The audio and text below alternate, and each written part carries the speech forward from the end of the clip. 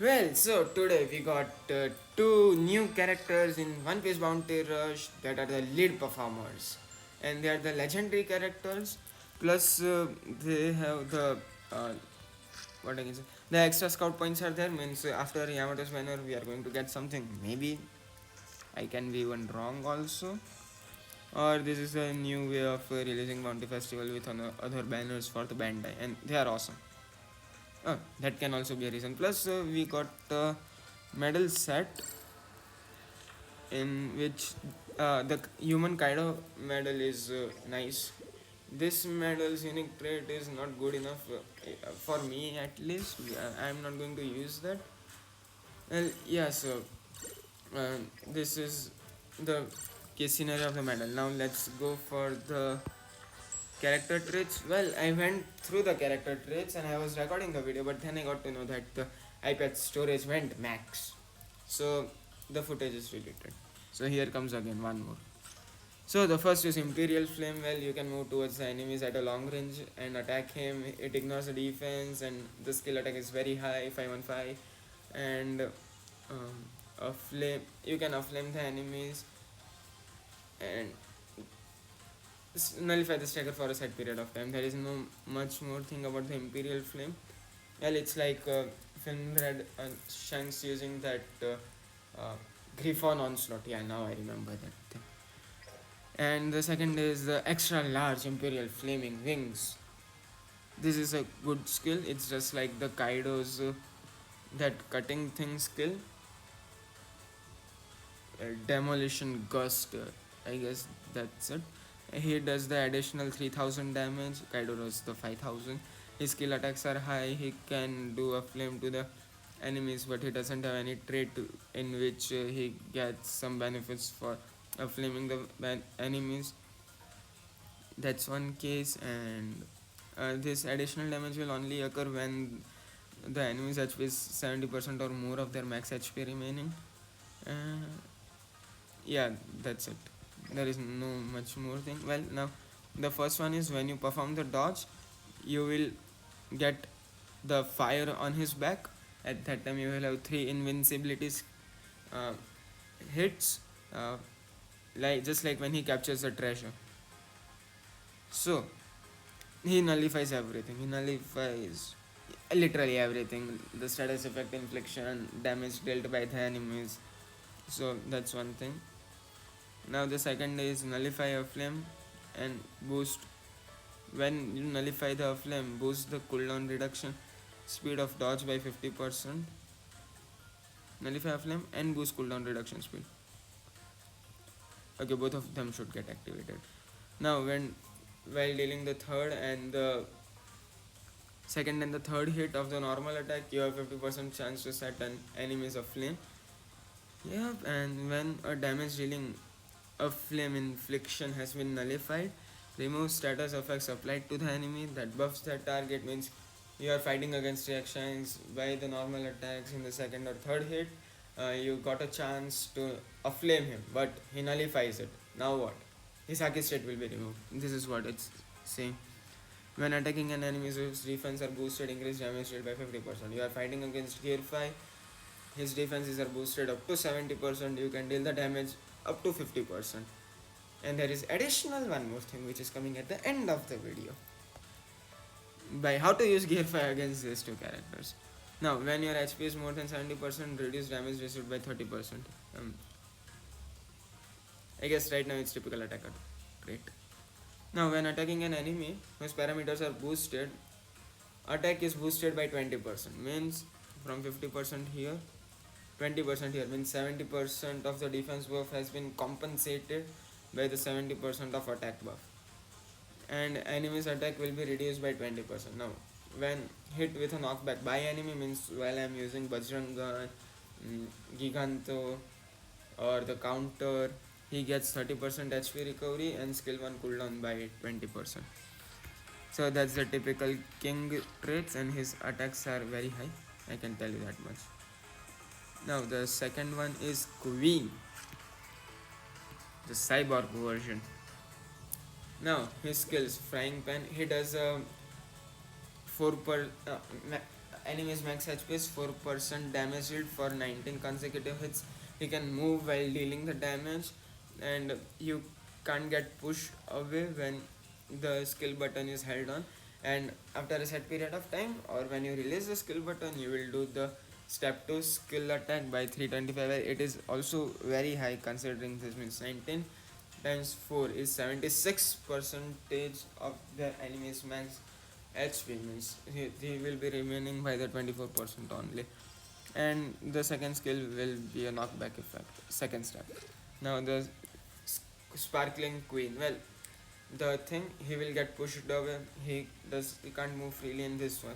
He deals 12 consecutive hits with enemies max HP 3% damage, and skill attack is 289, well, slightly low typical skill 2 thing, and attack reduced of the enemies by 20% for the 20 seconds. Well, the traits which he have, when you hit with knockback by enemy, inflict self with invisibility for 14 seconds and recover HP by 30%. That's equivalent to Nami's film red Nami's invisibility. Now, when your character is inflicted with invisibility, can ignore the enemies and capture the treasure. I didn't get the point of this particular trait. Why? Enemies know I am over there. At that point, what we will do? If the enemy has hit you with a knockback, you are knocked back. Now, I know what's the trajectory of the knockback, even though you are invincible. I can come over there, I can still beat the crap out of you. That's one of my points. We'll see in the real life what happens. This is just all hypothetical situations. Well, for a set period of time after using skill 1 Flying Pan, resist stagger, bring down and knockback. When dealing damage 5 times in 40 seconds, increase cooldown time of enemies. Dodging by 50% and inflict self with nullify stagger for 10 seconds, that's equivalent to Big Mom's Mesa Cannon. When your HP is more than 70%, boost capture speed by 50% and reduce damage received by 30%. Typical runner's trait. It's common right now, I guess so. Now, when attacked by an enemy whose defense are boosted, reduce damage received by 50% and recover HP by 3 and recover HP by 3%. So I can use Bajrangan and Giganto and still kill this guy, because reduced damage received has been up by 15%. Well, and while capturing the treasures, he nullify everything except for one stuff. They both are vulnerable to only one stuff. When attacking an enemy whose defense are boosted, reduce the cooldown time of skill 1 by 5% and increase the cooldown time of enemy's skill by 5%. When you are attacking, not when the enemies are attacking you. Remember that.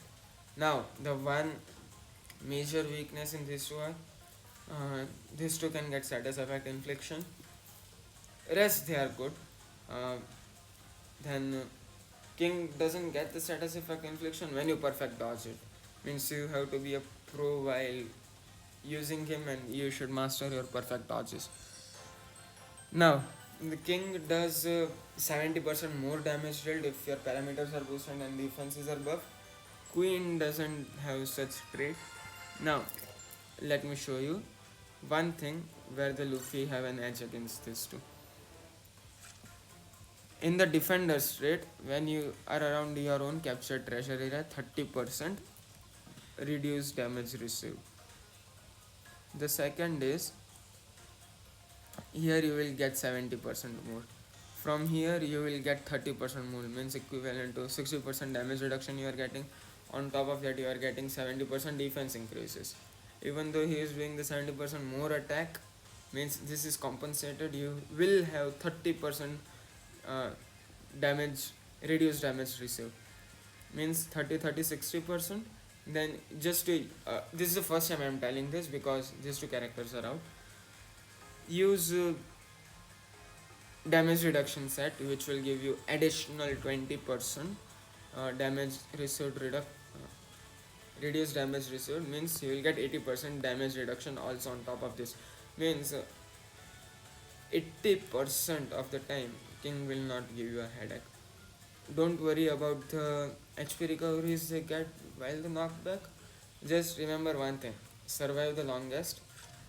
Use this skill to at maximum time because it ignores the defense. It will take the chunk of your enemy's HP even though they will get 30% damage, 30% HP recovery. Now, the Gum Gum Lightning.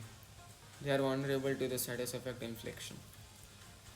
Same thing which I've told you many times in the past. Use Gum Gum Lightning, use Bajrangan or Giganto. It will have a hell lot of damage on your enemies. Well, I'll show you if I manage to kill these guys while using Gear 5th, and let's see.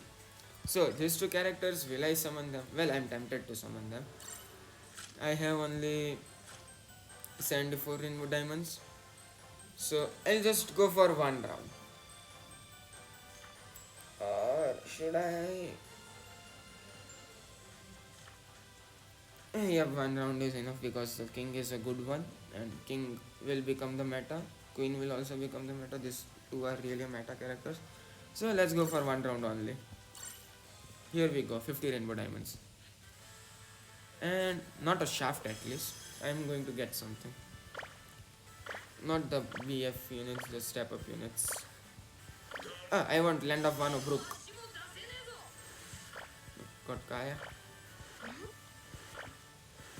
Well, anyways, this is one and the last summon for these guys. After this, I'm not going to summon them.